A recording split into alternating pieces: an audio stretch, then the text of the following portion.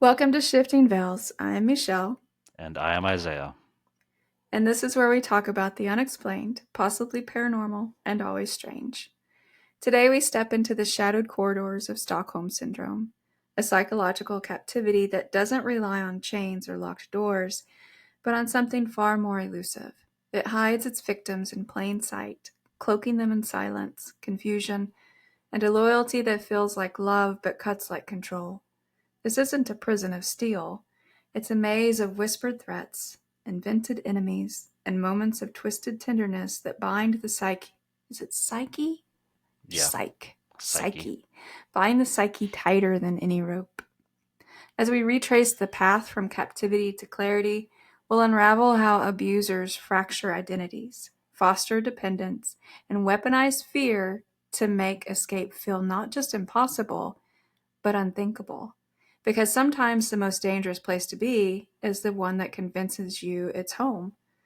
In 1998, Algeria was embroiled in a brutal civil war between the military backed government and the Islamic Salvation Front, leaving towns like Jaffa on edge as thousands were kidnapped or killed during the decade long conflict. Amid this turmoil, Omar bin Amran, then a teenager, left his family home en route to vocational school and vanished without a trace. Omar's family feared the worst as the years passed.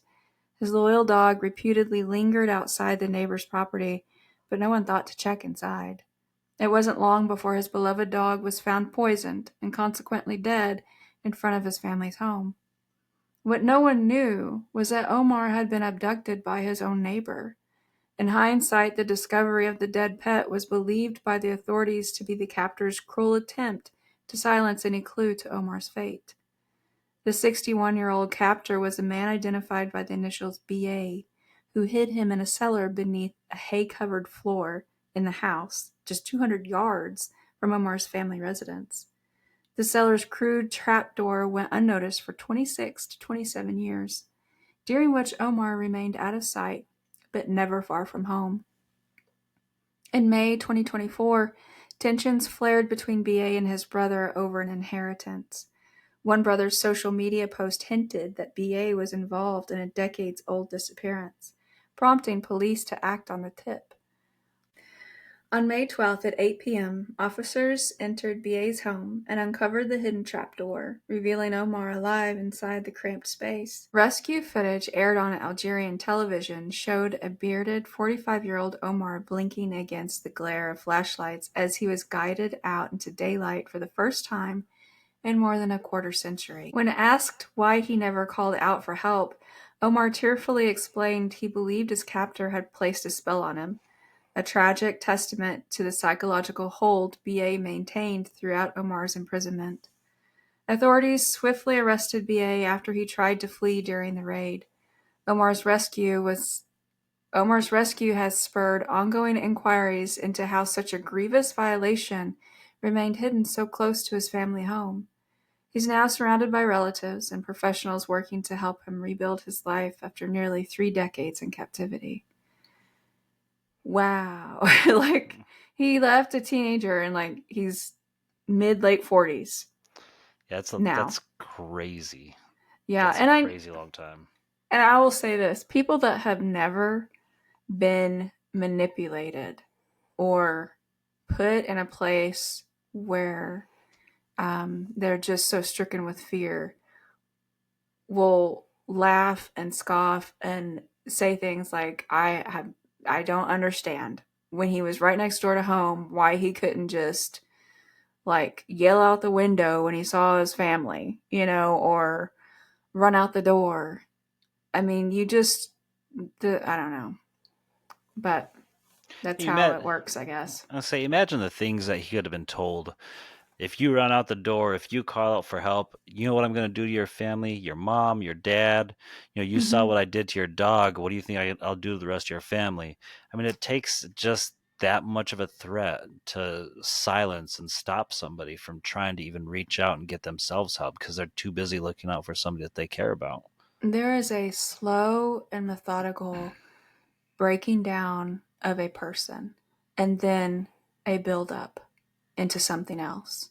Hmm. We see it in Uh, we see it in the Marines. We see it in other military factions. I mean, there's a breaking down of you, and Mm-hmm. then they build you into something else. And the same holds for situations like this. It takes time, and it does take a lot of fear. Um, but yeah, I mean, who knows what the spell supposedly was? You know, if you leave, then your entire family is going to die. I'm not going to kill him, but this, whatever witchcraft or spell or whatever is going to do it, and for generations. Or maybe it was just harm that was going to come to him. Mm-hmm. Who knows? It doesn't matter really, I mean, honestly. like what you were saying, when it comes down to it, they break you down. So they start out with threats. They start out with all these demeaning acts that could happen to you or somebody you love.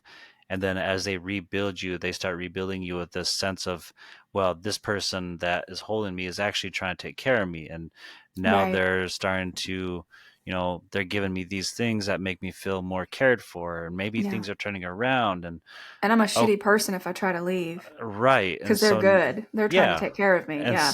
so, like, when you're getting built back up, you're being built back up in a false sense of security, Right. care, love, whatever the case is. You're being basically brainwashed. Yeah, there's no. Whenever I first heard the story, I thought, well, why did he keep them? Because in most cases you're dealing with things like sexual assault. Hmm. They will keep them so they can continue to sexually abuse them or assault them. We have different cases where women go on to like birth children of their captors. Yeah. um, there isn't, I couldn't find any confirmation of sexual abuse with him or molestation. But if that was the case, then that's just even more control that was inflicted upon him, fear, and things like that. Um, Yeah. but It could yeah, even be shown as one of those signs of, this is me loving you. This is me caring right. for you, Yeah. and yeah. Yep. It's crazy how some people's minds work. Mm-hmm.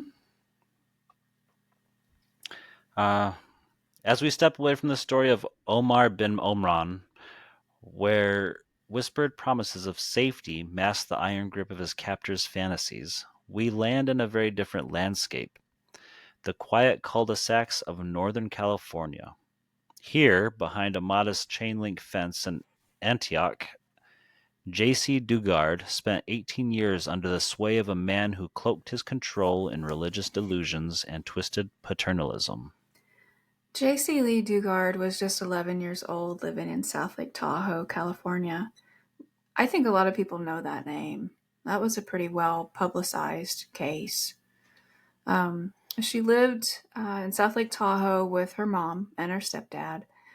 On a quiet morning, she walked to her school bus stop, a routine she'd done countless times. But that day, a beige sedan pulled up. Inside were Philip Garrido, a convicted sex offender, and his wife, Nancy Garrido. JC was tased, dragged into the car, and driven away. Her stepfather witnessed the abduction and tried to chase the car on his bike, but it vanished. Despite an intense search by the FBI and local authorities, JC was gone, hidden in plain sight, just 170 miles away in Antioch, California.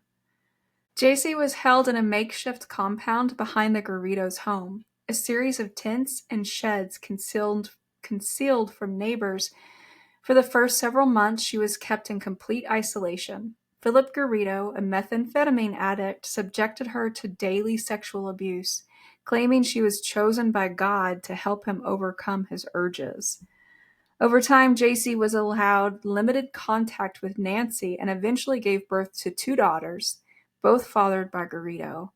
She was never enrolled in school, never received medical care, and was forced to live under Garrido's delusional belief system. JC's captivity wasn't just physical, it was deeply psychological. Garrido used a combination of fear, manipulation, and dependency to control her. She was cut off from the outside world, making Garrido her only source of human contact and information.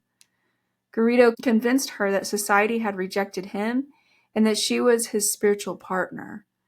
He claimed divine justification for his actions. JC developed a psychological attachment to her captors, a survival mechanism known as Stockholm Syndrome. She was given a new name and told that escape would lead to harm. Over time, she became submissive and emotionally dependent. JC's rescue came unexpectedly. Garrido brought her and her daughters to a parole meeting where officers noticed inconsistencies in his story. JC, then 29 years old, finally revealed her true identity. The Garridos were arrested, and JC was reunited with her family after nearly 2 decades. Can you imagine? Like, I'm surprised she even remembered who she was, like what her name was. She was 11 years old. She didn't even Yeah. have a sense of identity at that point. She had an No. idea as to what maybe she maybe wanted to do when she got older, but that was pretty much it, man. Yeah. I don't know. She was just a baby. And can you imagine as a woman, I can't imagine going through childbirth silently and Yeah, no medical care for you or for the child. I mean, not to mention no school, but I don't know. That's just she was 29 when she was found. She's 45 years old today. Um so I'm 11 sure, years old when it all started. yeah. I imagine she's probably adjusted as much as you possibly can after something like that at this point.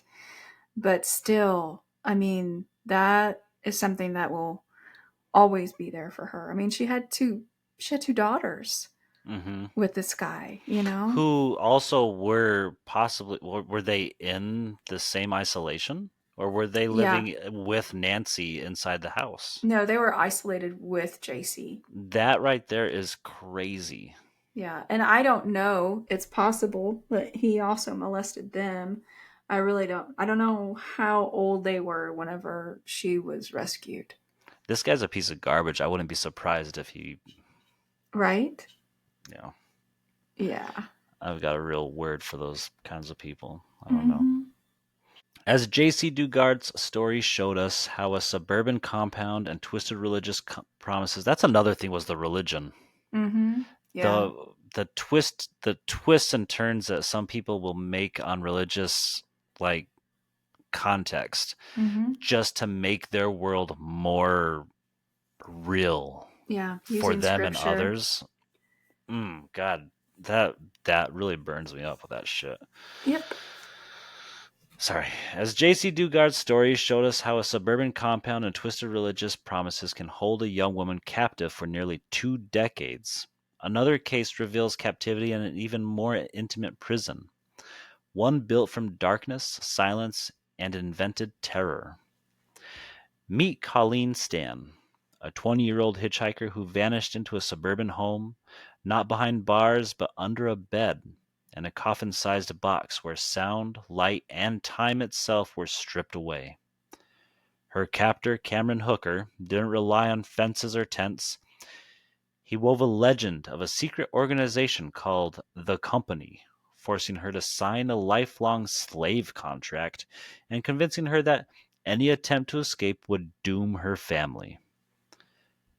As we shift our focus from JC's compound in Antioch to the Hooker's unassuming house in Red Bluff, we'll uncover how sensory deprivation, fabricated threats, and ritualized domination can bind someone's mind more tightly than any lock or key.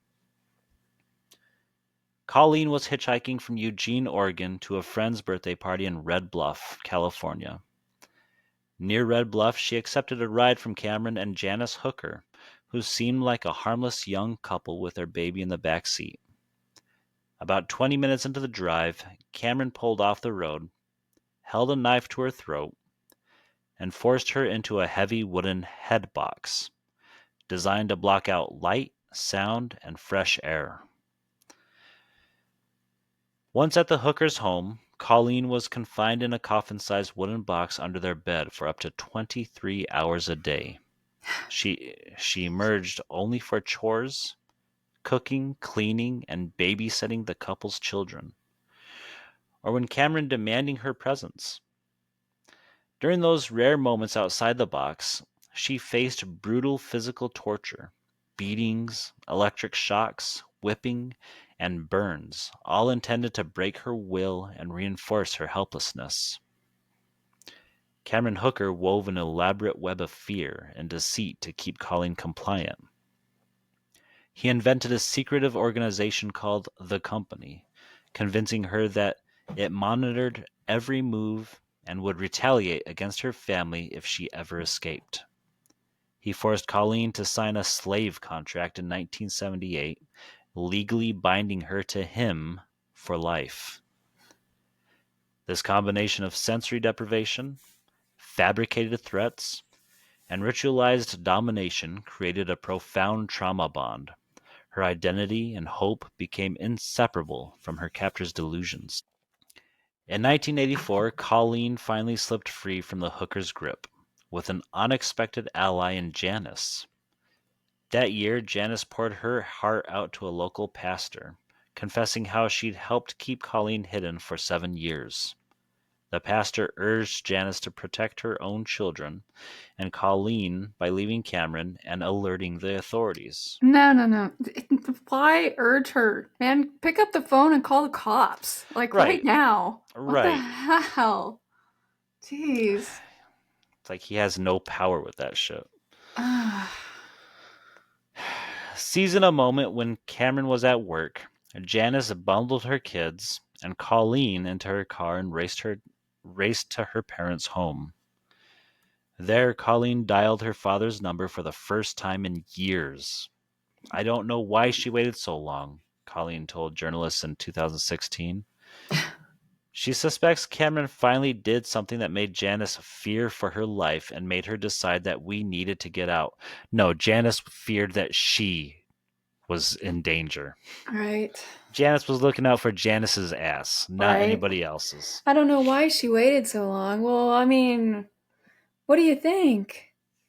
You're put in a head box. First of all, that gives me a panic attack thinking about it. Yeah, if you don't know what a head box is, think almost like Saw.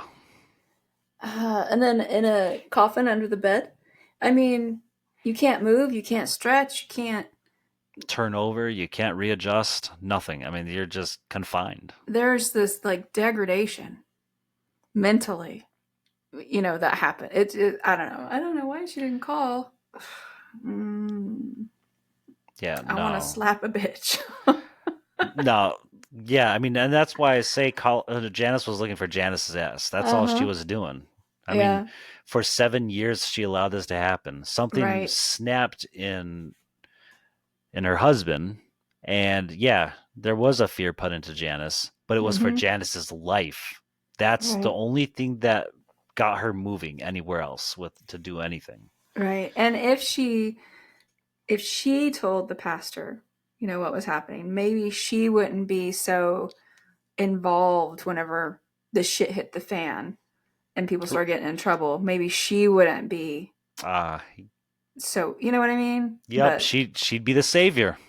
right, She saves the day, so she'll get a lesser sentence. right. Mm-mm. Fuck these Selfish people. bitch. Colleen Stan's abduction in 1977 remains one of the most harrowing cases of prolonged captivity. She was held for 7 years. She was confined in that coffin like box, sometimes for 23 hours a day. She was subjected to psychological manipulation and threatened by a fictitious organization called the Company. Her captors instilled such fear that escape felt impossible, even when physical restraints were removed. Cases like Colleen's, Omar's, and JC's, and others often prompt the question, why didn't they run? And that leads us to the murky waters of Stockholm Syndrome. Stockholm Syndrome, whose definition cannot possibly come close to describing the rewiring that takes place in its victims' minds, is a psychological response where its victims develop emotional bonds with their captors. It's not officially classified as a mental disorder, but rather a survival mechanism. It's an adaptive strategy to cope with extreme stress and perceived helplessness and imminent danger. Within Stockholm Syndrome, there are several features. Often the first thing that happens is the victims often believe escape will result in harm to themselves or loved ones. The lack of outside contact only intensifies their reliance on the abuser for survival. To reconcile the trauma, victims may reinterpret the captor's actions as protective or caring, and over time they begin to feel empathy, affection, or loyalty toward their abuser.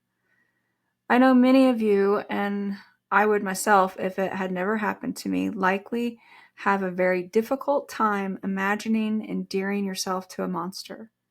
I'm no psychologist, but I can assure you these types of psychological responses to trauma so severe do not happen overnight, and they are not resolved so quickly either.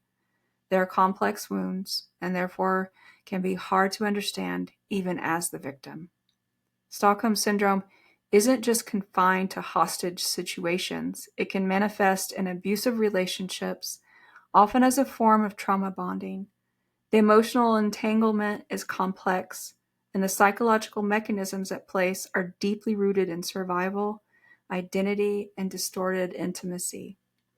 Usually, when it occurs in an abusive relationship, Stockholm Syndrome victims will feel empathy or loyalty toward the abuser despite the ongoing harm. They tend to rationalize or defend the abuse, believing that the abuser is just misunderstood. Often they blame themselves, internalizing guilt and shame. Help or intervention is resisted because usually the abuser has caused them to believe that outsiders can't be trusted, and clinging to the relationship is their only safe harbor. This isn't weakness, it's a survival strategy. When someone is isolated, manipulated, and subjected to cycles of cruelty and kindness known as intermittent reinforcement, their brain adapts by clinging to the moments of tenderness as proof of love. It happens because the abuser controls the victim's emotions, thoughts, and actions. They are cut off from friends and family. To survive the contradiction of love and abuse, victims reshape the reality to make sense of it. They cling to the belief that the abuser is a good person who can change. And so we end where we begin, in the quiet tension between survival and surrender. Omar Amran, J.C. Dugard, Colleen Stan, countless unnamed others, their stories aren't just about captivity. They're about the mind's astonishing ability to adapt, to protect itself, even when the world becomes unrecognizable. Stockholm Syndrome isn't weakness. It's a psychological shield forged in isolation, fear, and the desperate need for connection.